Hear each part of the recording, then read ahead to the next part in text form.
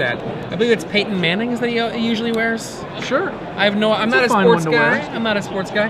And Eric VanHemel with Jund. We just saw Eric on camera not too long ago. Michael Bernat, I think you guys might have also had him on camera at some point during the day.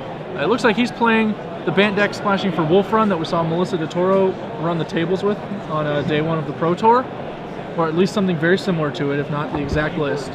While Eric's Jund list, we saw it last round, it's running Vampire Nighthawks in the main deck, a bevy of removal spells, some Planeswalkers, pretty much what you would expect to see.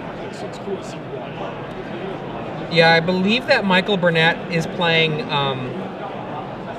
about either 75 or 74 cards, the same as Melissa DeTora, who, as we said earlier, is the first woman to make top 8 of a Pro Tour as of today.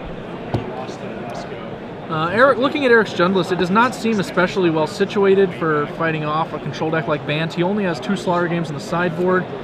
He does have like a Staffin' in his main deck, but so much of his deck is dedicated towards killing creatures. I'm wondering even if he could board out enough cards to actually keep up these margins. Yeah, I mean, he looks very underwhelming for this particular matchup. His important cards are 2 Garruk Relentless, and it's not that important. 1 Staff of Nin, and then the 2, as you put it, the 2 Slaughter Games. That's not very much. No, it's not. Other Jund lists have, access to things like even Rakdos Keyrune, which is just a difficult to deal with threat. Different Planeswalkers, specifically Garruk Primal Hunter. More Thundermaw Hellkites, maybe. But Michael appears to be just taking it easy over here. He's got a Beast token. He has Azorius Charm to Thundermaw Hellkite.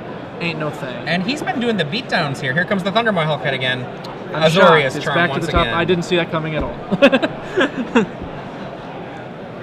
That's a singleton Thundermaw Hellkite for Eric VanHemel. Well, he's gotten to cast it twice in this game. He'll get to cast it a 3rd time, which might be the record for a number of times he's cast a Thundermaw Hellkite in a game today. For 3 plus a Wolf Run activation for a total of 7. Yep. And then he lays a Hallowed Fountain after combat. This drops Eric to 9. Thundermaw Hellkite comes down and says, gonna block. Yeah. A Detention Sphere awaits, I believe.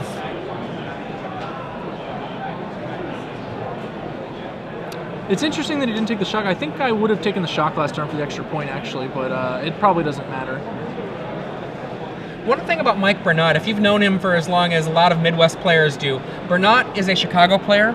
He is very, very conservative with his play, usually. I think Michael is holding a Dissipate and just about to throw it in Eric's face if he casts a spell from the look of it. He drew an Overgrown Tomb, so that's not going to happen. Eric basically dead on board. We're still not updated on life totals. I believe he's at 6. So, and this there's time a he takes shock. the damage. That's what we like to see. Attack. Pump with Dissipate up.